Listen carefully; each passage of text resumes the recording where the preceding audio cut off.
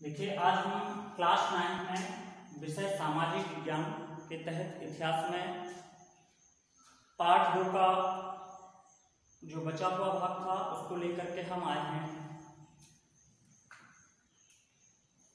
तो सबसे पहले हेडिंग इसमें ये आती है अक्टूबर 1917 की रूसी क्रांति। अभी हमने आपको 1905 की क्रांति के बारे में भी बताया था, उसमें जो 1905 में क्रांति हुई थी।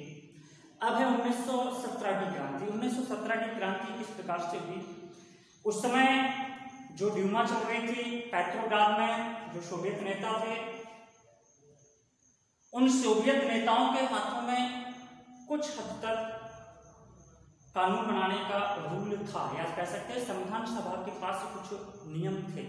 उसके तहत रूस की समस्त कानून व्यवस्था चलती थी। तो उस समय कह सकते हैं उस मतलब व्यवस्था को अंतरिम सरकार, जो रूस की अंतरिम सरकार थी, उस अंतरिम सरकार और बोल्शेविक नेता जो थे वो लेनिन थे। बोल्शेविक और अंतरिम सरकार के बीच लगातार मतभेद चल रहा था। मतलब बोल्शेविक और अंतरिम सरकार, जो बोल्शेविक पार्टी थी और अंतरिम सरकार जो थी, उनके बीच लगातार मतभेद हो रहा था। तो लेनिन ने एक उपाय सोचा कि अगर हम इस अंतरिम सरकार को समाप्त करके अगर सत्ता अपने हाथ में ले लें तो समस्त रूल या जो कानून बनाएंगे वो सब मेरे ही हाथों में होगा। तो लेनिन ने पेट्रोग्राद और बोल्शेविक पार्टी को 1917 के आसपास रूस की सत्ता को या रूस की सत्ता के लिए प्रोत्साहित किया, जिसके तहत लगातार आंदोलन भी चलाए गए। अंतरिम सरकार लगातार इनसे मतभेद रख रही थी कि किसी प्रकार से हमारी जो स्थायी सदस्यता है या जो हम रूल बनाते हैं इसमें कोई भी इसका विरोध ना करे, लेकिन लगातार लेनिन इसका विरोध कर रहे थे। लेकिन लेनिन को सफलता भी मिली और लेनिन ने 16 अक्टूबर 1917 को सोवियत और बोल्शेविक पार्टी को सत्ता पर अधिकार के लिए सहमत कर लिया। अर्थात सोवियत और बोल्शेविक पार्टी सत्ता लेने के लिए तैयार हो गई।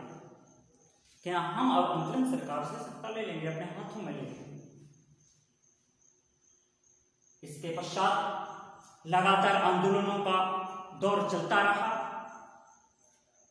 उस समय केरेंस्की भी प्रधानमंत्री के रूप में सैनिक टुकड़ियां इकट्ठी कर रहे थे और जो क्रांतिकारी थे, क्रांतिकारी का मतलब लेनिन के जो समर्थक, बोल्शेविक पार्टी जो लेनिन थे उनकी पार्टी थी बोल्शेविक, उसके समर्थक, इसके साथ ही सोवियत के समर्थक लगातार, मतलब ये दोनों एक साथ ही थे।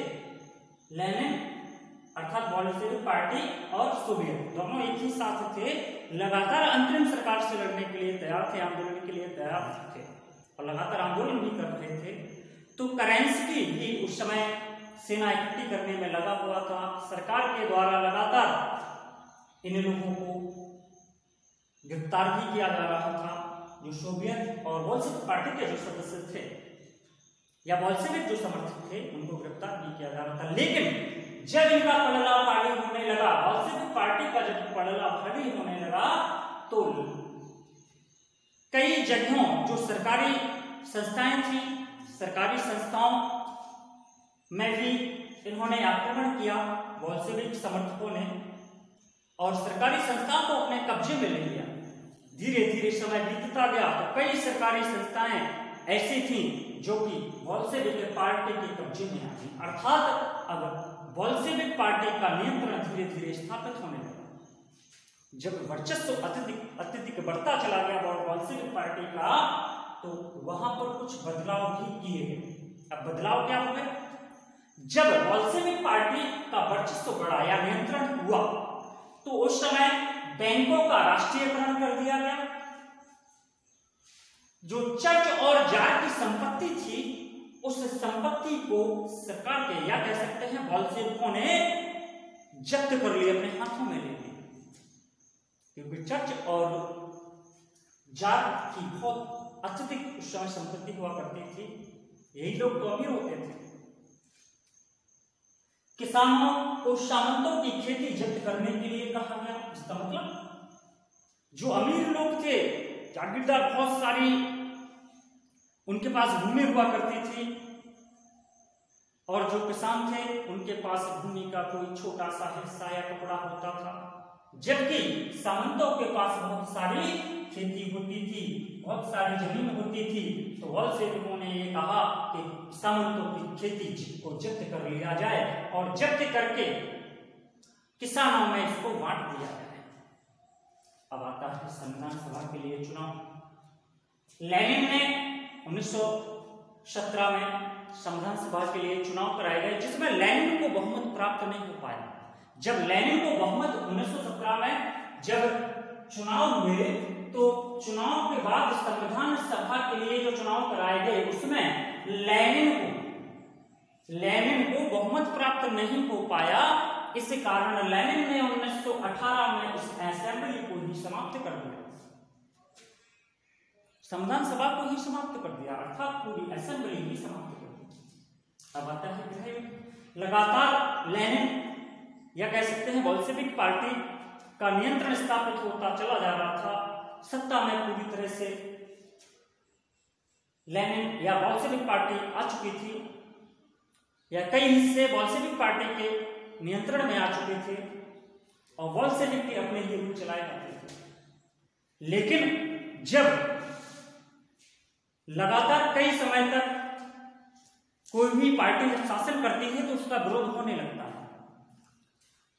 तो बोल्शेविक पार्टी के जो विरोधी थे वो कौन थे? जार के समर्थक और गैर बोल्शेविक लोग, मतलब जो बोल्शेविक पार्टी के सदस्य नहीं थे और जो जार के समर्थक थे, इन दोनों ने मिलकर के बोल्शेविक पार्टी का विरोध किया। जब बोल्शेविक पार्टी का लगातार विरोध होता गया तो बात है 1918 से 1919, लगभग 1 से 1.5 वर्ष में लगातार जब इनका विरोध प्रदर्शन हुआ तो बोल्शेविक पार्टी का समर्थन कम हो गया। अर्थात कह सकते हैं कि सामाजिक क्रांति और जार के समर्थकों का कई जगहों पर नियंत्रण स्थापित हो गया। अभी बोल्शेविकों का नियंत्रण था यहाँ तक। अब जब गृह युद्ध हुआ तो गृह युद्ध में जार के समर्थक और जो सामाजिक क्रांतिकारी थे उनका रूस पर नियंत्रण स्थापित होना शुरू हो गया। लगातार सत्ता में परिवर्तन होता रहा। जब लेनिन की मृत्यु हुई, लेकिन एक चीज और ध्यान रखेंगे कि जहां मतलब जब लेनिन का या कह सकते हैं लेनिन की पार्टी का जब नियंत्रण था तो उस समय जब इनका नियंत्रण हुआ, लेनिन की पार्टी को हटाना चाहा, विरोध करना चाहा, लेकिन ये पूर्णतः सफल नहीं हो पाए थे। और फिर से लेनिन का लगातार नियंत्रण स्थापित होता चला गया। जब लेनिन की मृत्यु हुई 1924 में, तो लेनिन की जो पार्टी थी उस पार्टी को जोसेफ स्टालिन ने संभाला, अर्थात लेनिन का स्थान जोसेफ स्टालिन। अब बोल्शेविक पार्टी कम्युनिस्ट पार्टी बन चुकी थी। बोल्शेविक पार्टी का नाम कम्युनिस्ट पार्टी रख दिया गया और 1924 में कम्युनिस्ट पार्टी का नेता जोसेफ स्टालिन बन गया। जोसेफ स्टालिन ने भी कई नीतियां चलाई। उसकी नीतियों में क्या था?